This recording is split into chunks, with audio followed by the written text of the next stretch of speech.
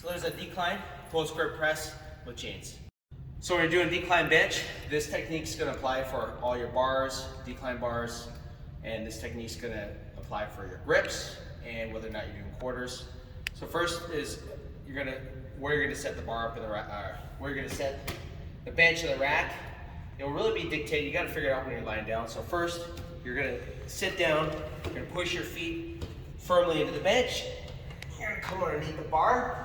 Most of the time you want your eyes underneath the bar directly. In this case, you actually want your eyes a little bit behind the bar. So I'm going to scoot the bench back a little bit. Come on back down. Now my eyes are behind the bar. That's a little bit better. I have a fat bar here, and again, it doesn't matter what bar you're using for this grip. And what you're going to do is once you unrack, you're going to be in a different bar position here. You're going to come down usually below your sternum, usually at the top of your rib cage, below your sternum. So that's what you're going to do for this. So I'm going to press it up.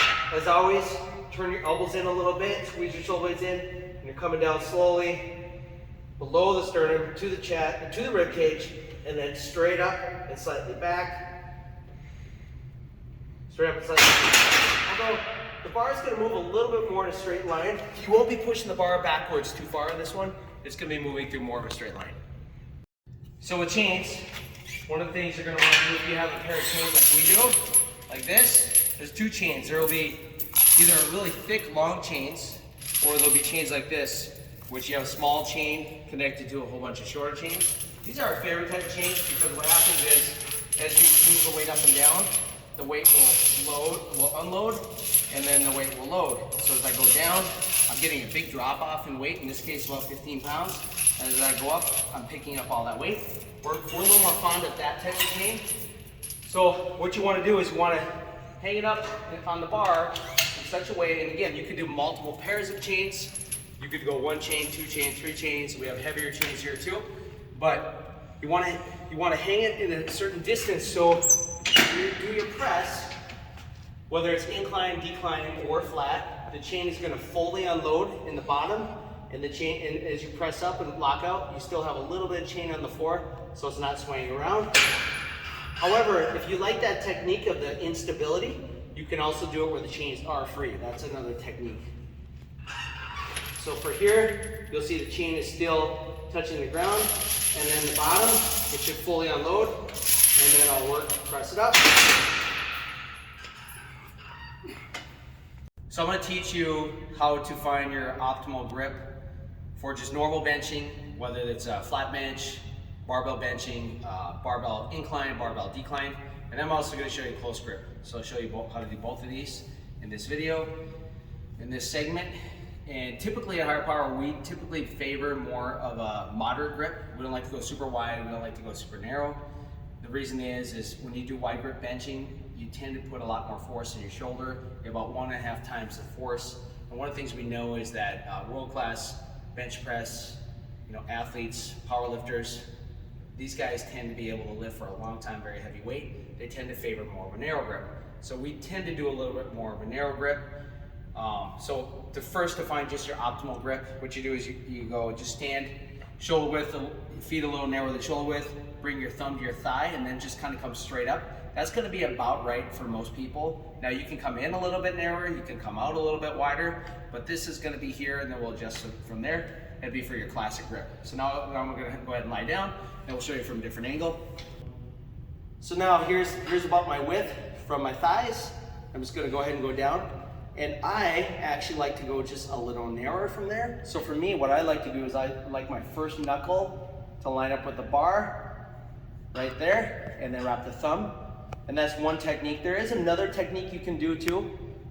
You could usually for a lot of people, they may also want to just take the tip of their thumb and line up with the knurling and the smooth part and wrap there. If you like just a slightly wider grip, but I like slightly narrower, so for me, I like this position. Now for a close grip, typically for most people, we teach 1 finger in or 2 finger in on the smooth. So that's how you do close grip. And then of course, wide grip for me would be out on these rings right here, peaky on the rings. So it's gonna vary based on you, but that's what we found to be best. So when bench pressing, whether you're gonna do flat, decline, or incline, this technique is going to apply for all forms of bench pressing. I'm going to teach you the different contact points we need to maintain when we press. So first off is we're going to sit down on the bench and we're going to lie back. And what you want to do is you want to get your eyes underneath the bar. That's the first thing. So I'm going to get the eyes right underneath the bar.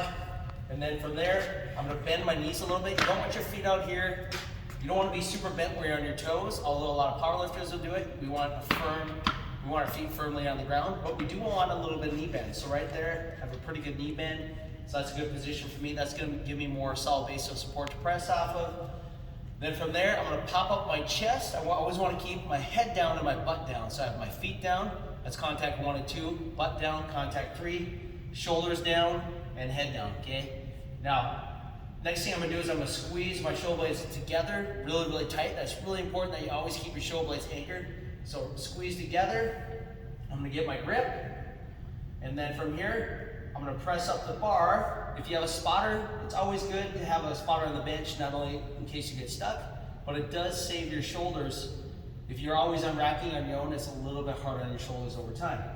So first thing I'm going to do is I'm going to press up, straight, bring the bars straight forwards. I'm going to turn my elbows in a little bit, and then I'm slowly going to come down either to the chest, or the biggest thing is range of motion. We always want a pain-free range of motion. Ideally, we're coming down to that chest, but if you're having a lot of pain, then you should use a range of motion that would be different for you. Maybe you would put a towel on your chest, or a board, or you would just simply stop. We want maximum pain-free range of motion. And another thing too, as far as with this grip, I always want, when I press, you don't want your elbows flaring out with any type of grip, okay? Whether you're super wide or narrow, you always want your elbows turned in a little bit. As you press, your elbows are turned in as opposed to being up here. If your elbows come above your 90 degrees, you're gonna have a lot of pain in your shoulder. You're gonna create shoulder problems in your shoulder. So keep your elbows down, below your shoulder, ideally somewhere between a 45 and 60 degree angle. Another thing we should talk about is bar path too.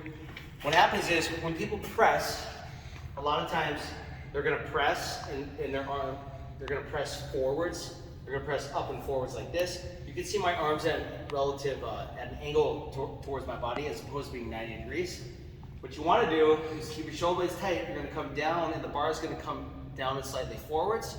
And then as you press, you're gonna press the bar up and slightly back. Down and slightly forwards, up and slightly back. But as you're pressing, your forearms should be vertical at all times.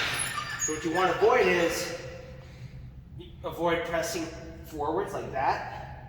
Forwards like that. That's really hard on the shoulders and you have no leverage. Instead, keep your elbows under the bar at all times. Press up and slightly back, down and slightly forwards. And what you're doing is you're literally approaching, in the flat press, you're going to be approaching your sternum. So you're always controlling down and your target is right around the sternum or right around the line of the nipples and slightly below.